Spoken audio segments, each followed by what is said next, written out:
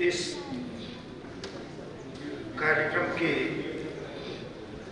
अध्यक्षता कर रहे त्रिभुवननाथ जी, मंच पर विराजमान प्रोफेसर गुरुराज पांडे जी, देवेंद्र जी और मंच पर उपस्थित विद्वत जी। इस कार्यक्रम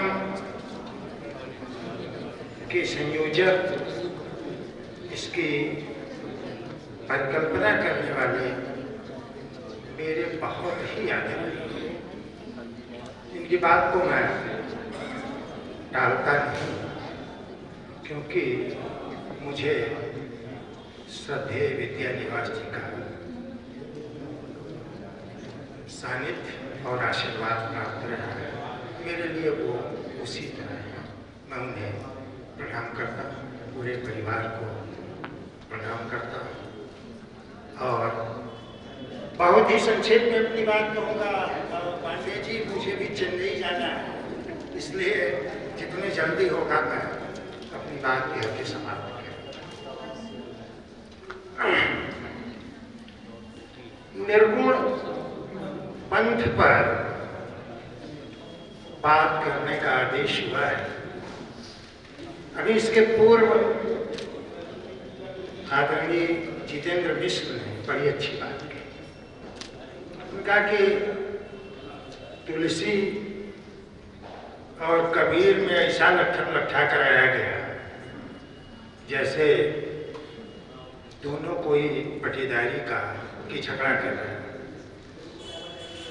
या ये बात अच्छी इसलिए मैं कह रहा हूँ कि दरअसल निर्गुण पंथ में ज्ञान और भक्ति दोनों का समन्वय है। ज्ञान और भक्ति दोनों एक दूसरे के पूरक हैं। ज्ञान मार्ग के प्रवर्तक कह लीजिए, इसको प्रसारित करने वाला कह लीजिए। आचार्य शंकर ने भी इस बात को कहा है कि अनुभव के बिना ज्ञान अधूरा है। अगर ज्ञान के साथ अनुभव नहीं है तो वह केवल लफ्ज़ है, पूरा वाक्चातुर्य।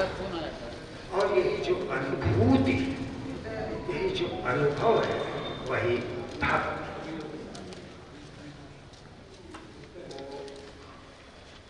आया होगा हमारा कोई आदमी होगा, पानी जो है जरा गिलास हमको दे जाएगा। तो ये जो अनुभूति है वही भक्ति है। इसीलिए जो अहम ब्रह्मास्म वाली थियरी है वह भी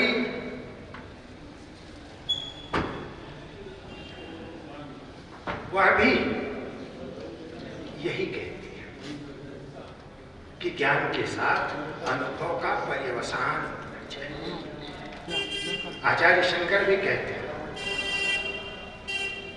अनुभव अवसान तत्व ब्रह्म ज्ञान। ज्ञान का अवसान अनुभव में होता है, या अनुभव की तरह से होता है। तात्पर्य कहने का यह है कि निर्गुण और सगुण ये कोई परस्पर विरोधी चीजें नहीं है। सगुण में अनुभूति या भक्ति है, ज्ञान में भी यही अनुभूति है। अब जितने भी आचार्य हैं या तुलसी है, कबीर है, इनमें जो अलगाव बोध प्रदर्शित होता है या प्रदर्शित करता हुआ दिखाया जाता है, उसकी चर्चा मैं चंद शब्दों में करूंगा। इसके पहले मैं कहना ये चाहूंगा कि भक्ति है क्या। भक्ति योग में नारद कहते हैं कि निरंतर गिरते हुए तेल के धार की तरह स्मरण करते रहना ही भक्ति। स्मरण की निरंतरता और यह निरंतरता स्मरण की क्यों है? क्योंकि स्नेह, प्रेम, यह जो स्नेह सिद्धता है, यही स्नेह सिद्धता भक्ति है। और यह स्नेह सिद्धता भक्ति का जो यह रूप है, यह अवतारवाद के कारण और ज्यादा मजबूत होता है। ये जो जनता है सीधी साधी सहज, उसे ये जो रूप है, भक्ति होगी किसकी? भक्ति किसी रूप की होगी। भक्ति में कोई कल्पना होगी ना। अगर वो कल्पना नहीं है, वो रूप नहीं है, वह गुण विशेष नहीं है, तो भक्ति होगी किसकी?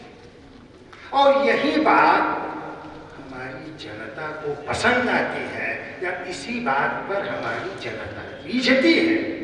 इसलिए भक्ति कहीं निर्गुण से या ज्ञान से जो है आगे निकल गई है या निकल जाती है, जबकि दोनों एक दूसरे के पूरक। ज्ञान में भी, ज्ञान मार्गी भी जो है, ज्ञान में भी अगर आप किसी के साथ श्रद्धा रखते हो, स्नेह सिद्धता रखते हो, किसी बिंदु के प्रति रखते हो, किसी आराम के प्रति रखते हो, तो कोई ना कोई कल्पना तो है ना। फिर ज्ञान और भक्ति में अंतर कहाँ है? सगुण और निर्गुण में अंतर कहाँ है? दरअसल ये विवाद पैदा इसलिए होता है कि आचार्य शंकर ने ज्ञान मार्ग को, ब्रह्म तत्व को प्राप्त करने के लिए सबसे श्रेष्ठ किया, और कालांतर में रामानुजाचार्य ने, वल्लभाचार्य ने एक नई थियरी दी, चित चिदानंद, चित अचित। यह जो विशिष्ट ब्रह्म है, इस ब्रह्म की थियरी जो रामानुजाचार्य ने दी और जिसका भाष्य करते हुए जिसके बारे में उन्होंने बताया कि यह जैसे आत्मा और पदार्थ दोनों में उसी तरह की एकता है जैसी एकता विशेषण और विशेष्य। आगे बहुत सी चीजें इस तरह की आई जिसमें यह मान लिया गया कि सगुण भक्ति अवतारवाद वाली कुछ अलग है और निर्गुण भक्ति कुछ अलग है। सगुण भक्ति को आचार्य शंकर ने विद्या माया कहा था। भले वो विद्या माया है, लेकिन आंशिक रूप से वह भी तो पहुंचती वही है। एक उदाहरण देना चाहूँगा। सगुण और निर्गुण के निर्दिष्ट प्रवर्तक कबीर कहते हैं कि ऐसी आरती त्रिभुवन तारे, तेज पुंज तहाँ प्राण उतारे, पाती पंच भुप कर पूजा, देव निरंजन और न दूजा, तनमन शीश समर्पण कीन्हा, प्रकट ज्योति तहाँ आत्म लीना, दीपक ज्ञान सबद धुनि घंटा, परम पुरुष देव अनंता, परम प्रकाश सकल उजियारा, कबीर। यहाँ कबीर तेज पुंज, निरंजन, दीपक, ज्ञान, ये परम पुरुष, इन विशेषणों का प्रयोग करते हैं। और कबीर तुलसी विनय पत्रिका में लिखते हैं कि ऐसी आरती राम रघुवीर की करे मन, हरण दुखतंद गोविंद आनंद घन, अचर चर रूप हर सर्वगत सर्वदा बसत इति वासना धूप। आगे मैं नहीं पढ़ रहा। अचर चर रूप सर्वगत सर्वदा बसत, इसका प्रयोग करते हैं तुलसी।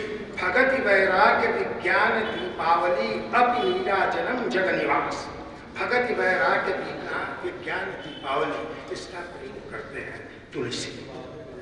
आप बताइए कहाँ फर्क है कबीर और तुलसी के सगुण और निर्गुण?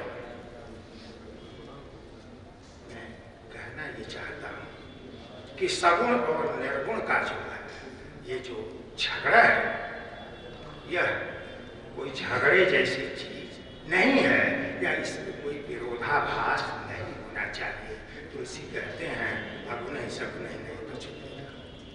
निर्गुण जो सगुण है वही निर्गुण है, जो निर्गुण है वही सगुण है। फर्क यह है कि आप अगर श्रद्धा रखते हैं, स्मरण करना चाहते हैं, भक्ति रखते हैं, भक्ति आपके भीतर का जो भूत होती है उसमें कोई कल्पना जरूर होती है, कोई जरूर होता है, कोई साकारता जरूर होती है।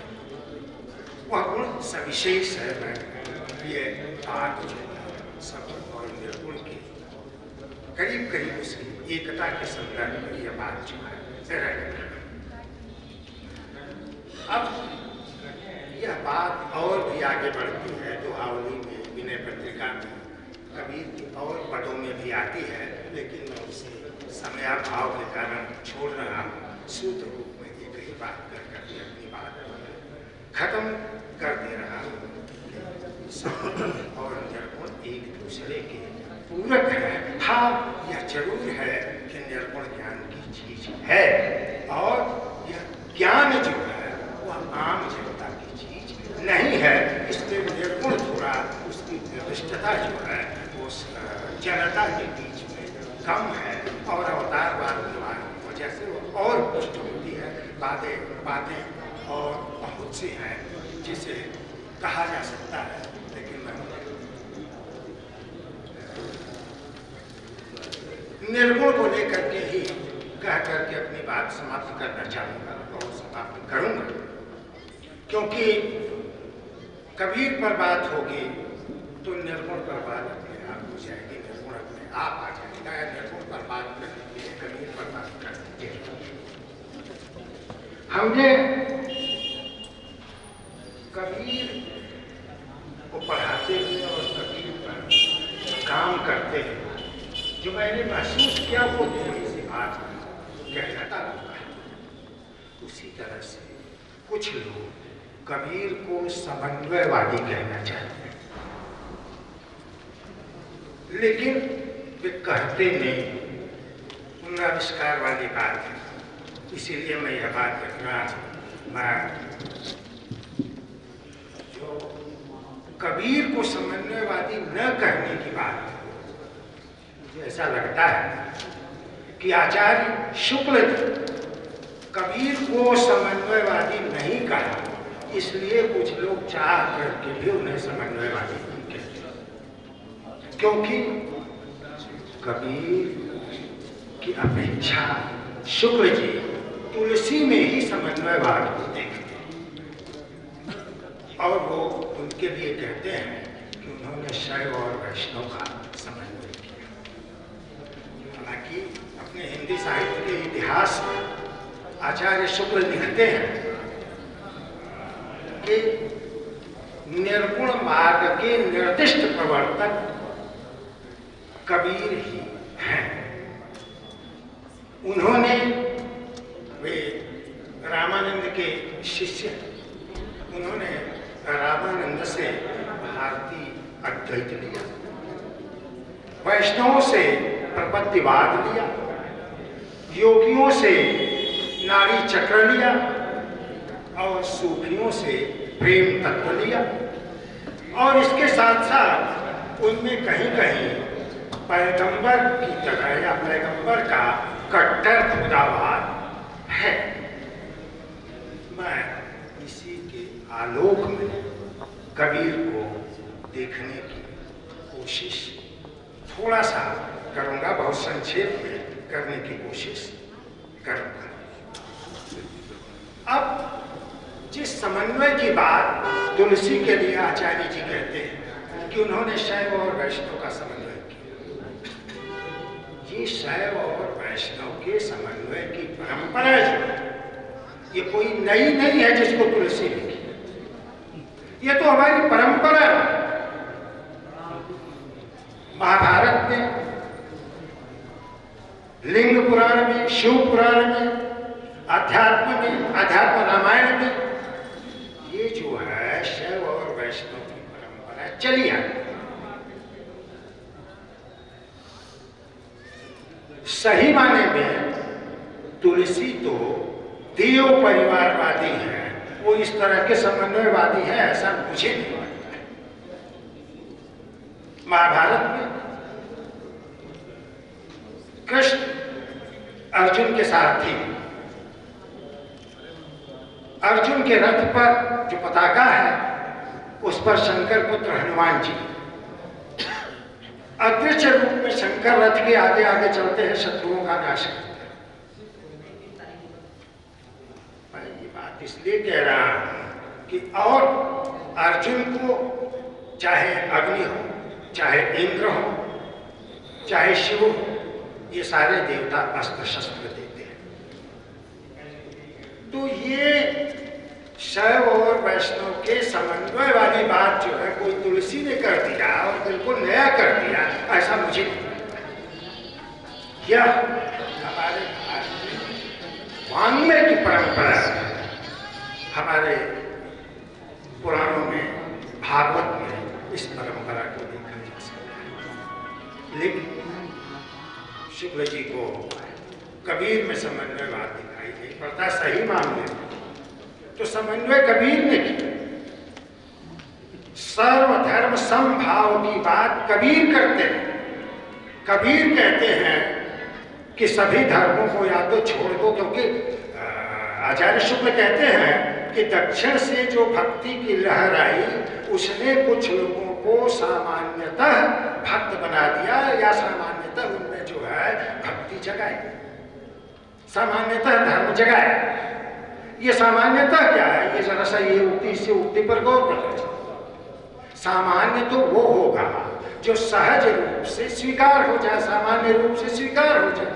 और जो चीज सामान्य रूप से स्वीकार होने वाली बात है, जिसका प्रभाव कबीर पर भी वो मानते हैं कि दक्षिण से और कबीर ने लिया, तो ये जो सामान्य स्वीकार होने वाली बात है, इसमें या तो सभी धर्मों को छोड़ दिया जाए या सभी धर्मों से कुछ न कुछ ले लिया जाए। और सभी धर्मों से जब कुछ न कुछ ले लिया जाता है तो अपने आप उसका परिमार्जन हो जाता है, एक नई चीज बन जाती है, और जो कुछ छोड़ने लायक होता है वो छूट जाता है। इसलिए सही मायनों में तो सर्वधर्म समभाव कबीर में है और समन्वय कबीर में। अब यह अलग बात है कि आचार्य शुक्ल को व्यवस्था केवल कबीर में ही दिखाई पड़ती है, यह दूसरी बात है। एक छोटी सी बात और कहना चाहता हूं। अच्छा, तो बस मैं खत्म करना चाहता हूँ। अच्छे संचालक हैं आप जो आगाह करते हैं। तो अब समय कम है तो मैं छोड़ रहा हूँ बहुत सारी बातों को, नहीं तो मैं उन सब बातों पर बात करना चाहता था जो योग क्या है, और योग के बारे में जो है ये रामानंद का जो है भास्कर वो क्या कहता है, भास्कर क्या कहता है। मैं उस बात पर भी आना चाहता कि अद्वैतवाद जो है क्या है, मैं उस पर भी आता। जिस सूफियों के प्रेम तत्व की बात कहते हैं वो भारतीय परंपरा में है। अभी दुबे जी जो नवगीतकार भी हैं, पता नहीं दुबे जी हैं, चले गए दुबे जी ने अभी जो है वो राधा कृष्ण और सूर्य की बहुत सारी बात की। प्रेम तत्व तो जितना जो है श्रीमद् भागवत में है, जितना कृष्ण और राधा में है, इसीलिए रास पंचाध्यायी की महत्ता है। तो अगर आप ये कहिए जो है कि सूफियों के प्रेम तत्व को कबीर ने दिया, तो समूची की समूची भारतीय चिंतन परंपरा को नकार दे। भारतीय चिंतन परंपरा में जो प्रेम तत्व है, जिसके भी पहले वाले शब्द की बात कबीर की,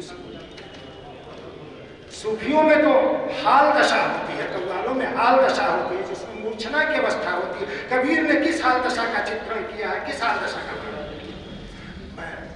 बहुत सारी बातें हैं। हाँ, एक बात ना अंतिम कहना करके अपनी बात समाप्त करना चाहता हूँ। कबीर वास्तव में जो उनको जो है ये कह करके कि कबीर सुधारवादी थे, उन्होंने जाति को सबको फटकारा, इनको फटकारा, उनको आप ऐसा ही किया।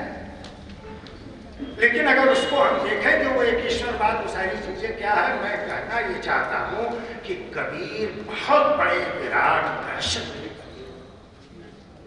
और केवल उनको फटकारने वाला समाज सुधारक कह करके उनकी जो महान उपलब्धि है, जो उनके विराट दर्शन की उपलब्धि है, कबीर मनुष्य से माया की मुक्ति के कबीर, और यह विराट दर्शन की कविता है। उदाहरण बहुत से हैं, अवधू मेरा मन मतिवारा, चंदा छल कर ये घटमाही। कबीर ने जो कुछ लिया है उसी घट से लिया है, ये पट से लिया है। ये जो चीजें हैं इन सबको मैं उदाहरण के साथ कहना चाहता था, लेकिन समय की जो कमी है उस कमी को मैं ध्यान में रखता हूँ और संचालक महोदय के इशारे को शिरोधार्य कर रहा हूँ। आदरणीय श्रद्धेय विद्या निवास जी को प्रणाम करता हूँ और अपनी वाणी को विराम देता हूँ। धन्यवाद।